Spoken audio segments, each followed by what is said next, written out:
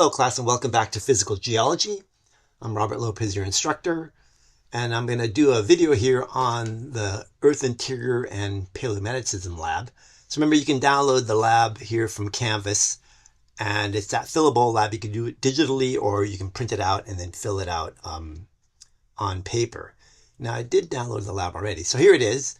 There's a good background information in here. You should read through this because it supplements my lecture. So remember, when I talk about Earth's interior, I usually talk about the compositional layers, which are three. There's crust, mantle, and core. So that'd be this one: crust, mantle, and core. And then there's the physical layers, which are lithosphere, asthenosphere, lower mantle, outer core, inner core, right? So make sure you differentiate those.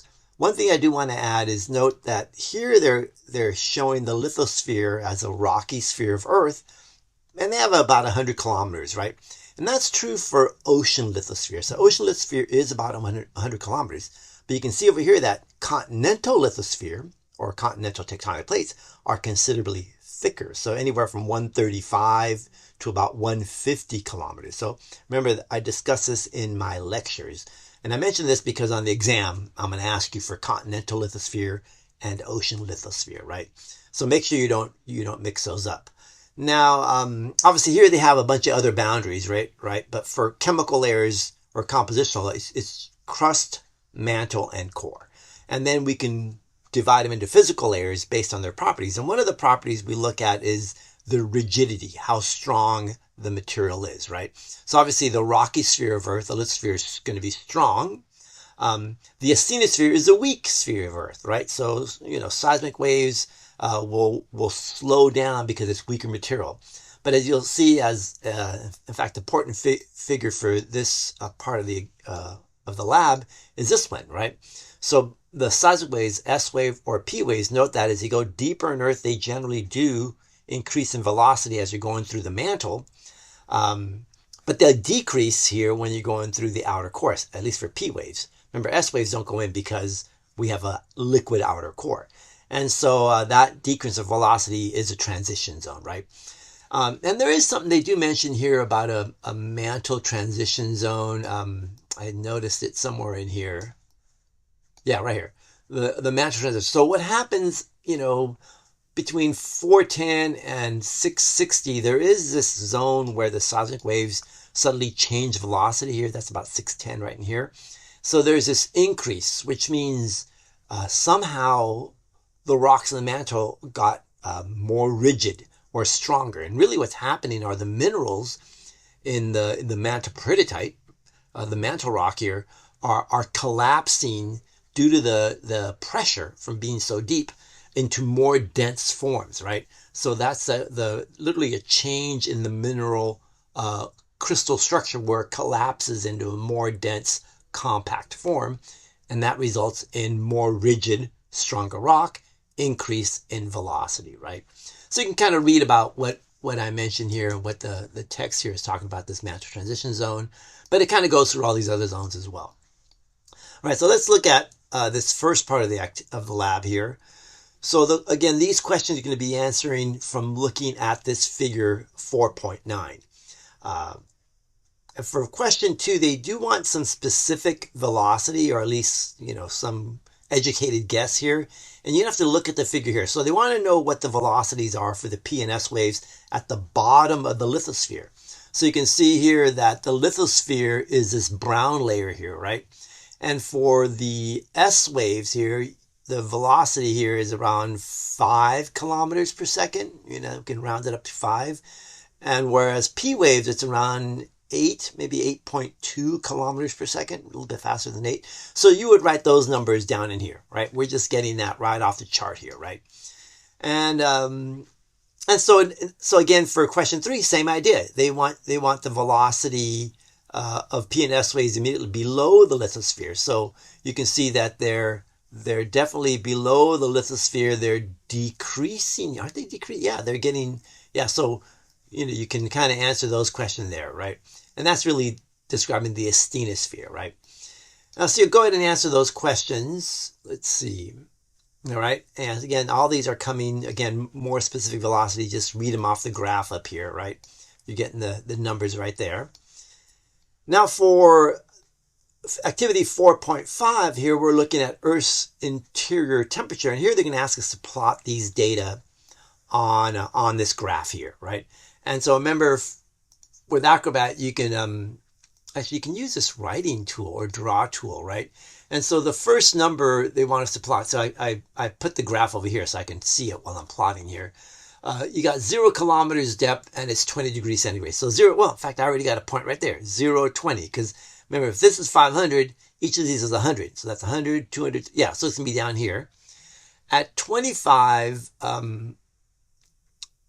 actually, it's here depth, so 0, 20, it's actually that dot should be way up here.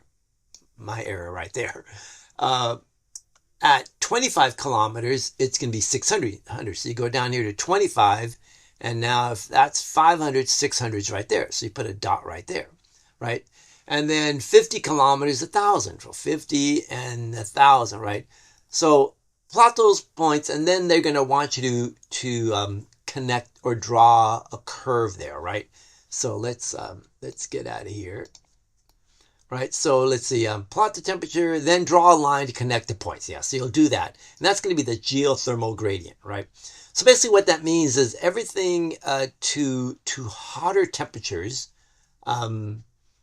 is going to melt. Anything below that is going to be solid, right? That's kind of the idea.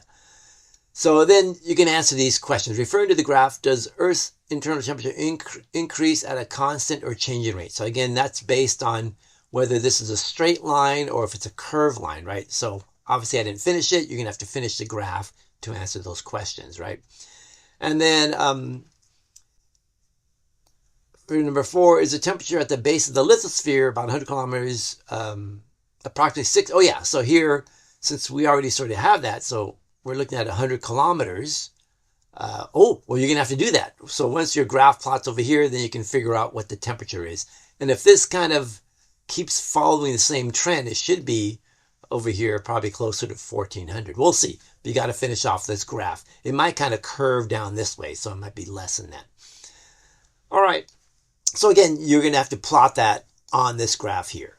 Now for this next part here, the melting temperature, they're asking you to plot both the melting temperature for wet granite and basalt, dry basalt, right? And I did put that graph over here because, again, you're going to have to put these numbers back on this same graph here. In fact, we'll do another one here.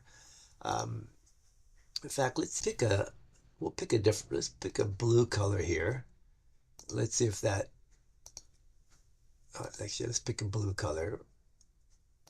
Yeah, there it goes. Just to make it different than the other colors we had here. So the numbers they want us to plot here, for wet granite, 0, 950. So at 0 kilometers, 950. So remember, each of these is 100. So it's 600, 700, 800, 950 right there. You'd put a point right there. And then at 10 kilometers, 700. So 10 kilometers, it's going backwards. So that's 5, 6, 7 right there. And then at 20 kilometers, 660. 20 kilometers, 6. So that's 600, 660 is about right in there. Again, remember, I'm kind of just making an educated guess there. 30 kilometers, 625. So it's 30 kilometers, 625, which is right around in there. And eventually you'll probably connect these points as well. So you'll keep plotting those points. And then they want you to pick a different color for basalt. So for basalt, you can just, we'll pick purple for basalt, right? And then for the first number for basalt here, let's take a look here, is 0, 1100, right? So 0, 1100, so that's 1,000 right in there, right? Whoop, I got green there.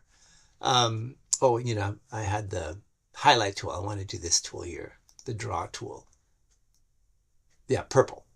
And then 25, 1160, 25 kilometers.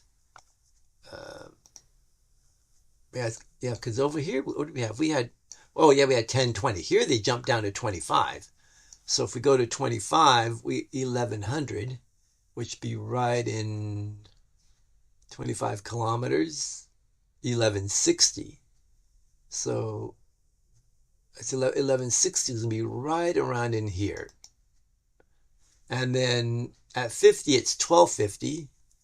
50, 12, so that's 1,000, 11, 1,200, 1,250 is right there. So you can see it's going to be a steep curve coming down this one, whereas this other one was more of a curve going this way, right? So anyways, that's what you want to do. And I'm just kind of showing you how you're going to plot this if you're doing it digitally on your computer here, right? Obviously, if you print it out, just draw the data right on the graph there, right? Then once you completed your graph, you can answer these questions here, referring to that figure for both from questions 2 through 4, and then here for this melting temperature, right? Now, activity 4.7 here is kind of just a summary of what we did in the previous 2 activities. So you can just, they're more kind of a summary, critical thinking, you know, what your ideas are, what you've gained, what knowledge you've gained from this part of the activity here. And then here they want you to use different figures here, figure 4.8. Let's see which one's figure 4.8.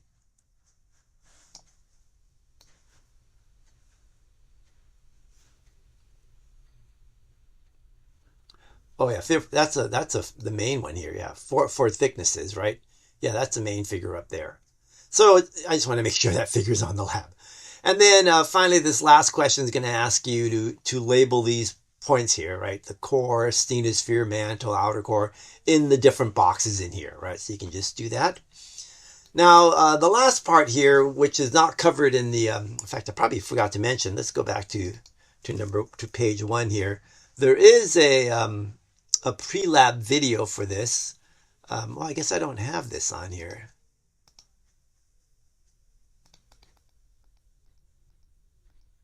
All right, so the last part of this is dealing with paleomagnetism and seafloor spreading, right? And initially, geologists could not believe that continents moved, because we knew, in fact, I have a PowerPoint up here. We knew that the lithosphere was rigid, right? The lithosphere is rigid, and so if you have a rigid lithosphere, a continental sphere, and you have a rigid ocean lithosphere, how can one plow against? It's like trying to walk through a wall. You know, they just couldn't believe that continents moved. But it's really that they didn't know about convergent margins, subduction zones, and all that. And remember, this is back, you know, when Wegener proposed continental drift. And it was really rejected because he couldn't explain, he had no mechanism to explain how the continents drifted or moved, right? And really, once we figured out paleomagnetism, Earth's magnetic field, improved understanding of the field, ability to date ocean floor rocks, looking how earthquake waves move through the Earth, and then obviously GPS, right, allows us to see that, oh yeah, continents, plates are moving, right? And so the field of paleomagnetism, remember, paleo is ancient, and so it's really the ancient magnetism found in rocks. And what happens is you'll see that the sea floor, if you drag a magnetometer, you know, a ship will have this magnetometer that it drags behind it. It floats behind the ship. As a ship is flowing across the ocean, the magnetometer is sensing how strong the magnetism is of the rocks on the sea floor. And if there's a positive anomaly, that means that the rocks on the seafloor their magnetization is oriented the same way as the current magnification, right?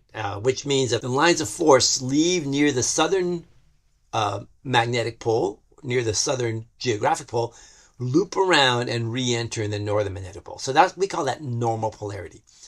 But because we have these areas that have negative anomalies, that means that the sea floor, the rocks there, their magnetism is oriented in the opposite direction. So it's really acting or working against the current field. And that's kind of what this figure is showing here, right? So Earth's current magnetic field strength plus the rocks have the same strength, you get a positive anomaly, right? So if the rocks have the same magnetic orientation as the current field, then you get a positive anomaly. But if, here's Earth's current field, but if the magnetism is opposite, if the rocks have an opposite or reverse polarity, then we get a negative anomaly, right? So that's what this figure is talking about here. And that's, if we go back here, that's where we get these areas that are negative or have negative anomalies, is because the orientation of the magnetic minerals in these rocks is opposite, right? In other words, when these lavas erupted, they're magnetite minerals, right? So if we look over here, so when a lava erupts, remember there's magnetite, and magnetite is an iron oxide. It's like a lodestone, right? And this it's like a little tiny compass needle. And note that when the lava erupts, the needles are free to move in the liquid magma, the liquid lava, in any direction. But they're all random when it first erupts, right? But then these magnetic minerals, magnetite, sense Earth's magnetic field, right? So in this case, it's coming very steeply down to Earth, which means that field is probably way up here in the northern hemisphere where the field is very steep. So when this lava erupted, it's probably way up near one of the poles, right? Near the North Pole here, because the field is coming down very steep. So what happens, these magnetic minerals sense that Earth's polarity, and they align themselves, right? So they start pointing in the same direction, and that's how it picks up its magnetism. So remember, one of the things we can add here, remember there's that Curie point, which is at 580 degrees. So in other words, when the lava cools below 580, it locks in that magnetism. So in other words, it has a permanent record of what the field was at the time of eruption, hundreds of millions of years ago, right? Remember, when the lava erupts, it's at 1200 degrees centigrade, so it's hot, right? And so it's liquid, and the minerals are free to move in all directions to align themselves with Earth's magnetic field, right? And so that's how so when these, like currently this mid-oceanic ridge here, lavas are being erupted there. They're picking up whatever the field is today, so they're giving us a positive anomaly, right? But then in the past, you can see there are periods where it was a negative anomaly, right? Which means that the field was reversed, right? The other thing to notice about this figure is that the patterns, right? So especially like this reverse, normal, reverse, we see the same here, reverse, normal, reverse, right? And then here we have a normal, a thin reverse, normal, another thin reverse, normal. You see the same as here, normal, thin reverse, normal, thin reverse. So these patterns match. So they're like fingerprints almost, right? So in other words, when these lavas erupted, they were at the mid-ocean ridge, and so were these, and they've since spread to their current position. And note that they're kind of equally distanced. If you measure the distance from the ridge axis out to these three anomalies, it would be the same distance as to these. So in other words, I like to call these twins that were born at the mid-oceanic ridge, separated by seafloor spreading, and have since moved to their current positions over some time period, right?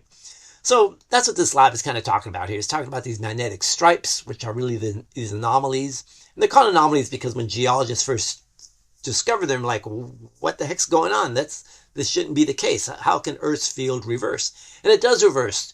And remember that the magnetic field is really generated by these, because Earth is spinning, right? Earth is spinning 360 degrees in 24 hours. And we have this liquid outer core that's also spinning.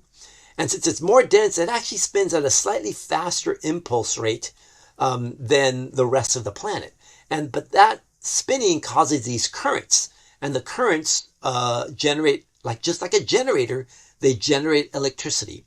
And whenever you have electricity, you'll always have a magnetic field, right? So that's why it's called EM force, electromagnetism force. You can't have one without the other. So once you get electricity going, you're going to develop a magnetic field.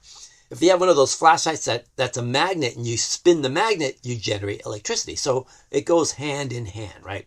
But the key thing is the magnetic field is generated in the core, and makes these currents, and then we get this magnetic field.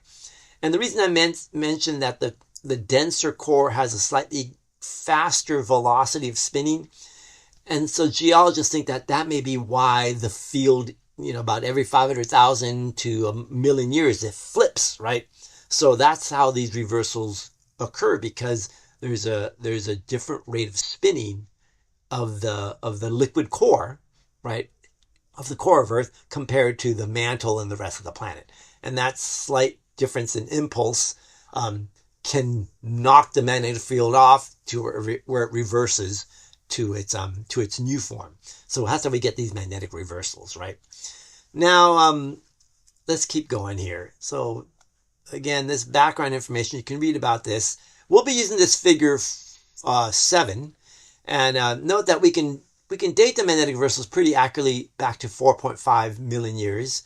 Once you get older, the older rocks, what happens is they're on the seafloor. There's water percolating through them. They just get hydrothermally altered. They're so altered that you really can't date them radiometrically, because all the system may have opened and you lost some isotopes. You've lost some parent or daughter isotopes, so you're not really getting the accurate age. So the best way to date the seafloor that's older than about 4.5 million years is by using the fossils, the sediment that lands on the seafloor, and figure out what fossils are in that sediment, and then we can get the age that way, right? But for now, we'll just look at the last. In this case, we're looking at the last 4 million years. And so note that the major reversals are called crons, right? Yeah, crons. And then these subcrons are where there's small little reversals that occur within one cron. But you can see there's 4 crons. There's the Bruns, Matayama, the Gauss, and the Gilbert crons, right? And I'm going to ask you to name some of these in the exercise down below here. All right, so again, this is talking about the polarity that I talked about earlier. All right, so now we're going to be looking at figure 9, which is down at the bottom here. And we're looking at the mid-oceanic ridge near Iceland, southwest of Iceland in the Atlantic Ocean. And so obviously this center line here is the mid-oceanic ridge, and it's 0 million years old. Lavas are erupting there right now. It's the axis of seafloor spreading. And then here I have the different. So I guess this cron that's 0 is cron 1. That's why I have the number 1 there. And so we could name that cron the Bruns cron, right? Because that's the first cron. And then so compare the radiation. So you can answer that question for letter B here. Of the radiometric edges of the magnetic anomalies, what are the names of the anomalies? So anomaly 1 would be the Bruns cron, right? And then go ahead and figure out what anomaly 2 is, and then anomaly 3, right? So you'll in fact, it's probably these 2 and 3 here. Gilbert is not shown in that figure that I have down here on figure 9, right? And then the next question, letter C here, I want you to give me an age for the boundary at A. And so note so the boundary A occurs between the Bruns anomaly here and what's the second one here? The Matayama, right? So that boundary is this boundary right here. And so let's do another look at that. Yeah, so the boundary, this letter A is the boundary between the Bruns and the Matayama. So this is like a marker in time, that line right there. That one and that one, they're the same age. All right, so they started at the ridge, broke in two, and have since moved to their current position. So what is the age of A at that boundary, of that marker? And so we go up here. If that's 1 million and that's 500, maybe it's 780, 750. We make an educated guess here. So you can say it's about 750,000 years old, or 0.7 million years old, you can say, right? So that's what you'd want to put here for anomaly 1. So do the same thing for the boundary between the Matayama and the, what's the next one up here? The Gauss, right? So that'd be this anomaly right here, right? That's pretty straightforward. All this exercise is doing is having you kind of just investigate this figure a little bit more in more detail. All right, so let's go on here. And Oh, and that's pretty much it. So then I guess it's asking you to compare the Juan de Fuca and the Gorda ridges here off of the western United States here. So, and really what's going on here, it looks like the magnetic anomalies are parallel to the ridges, right? They are parallel, although there are some faults that kind of offset them a little bit here. So there's some faulting in there. And then there's another fault here. And then there's a Gorda Ridge here off of Mendocino Coast here in Northern California. All right, well, anyways, let's stop here for now.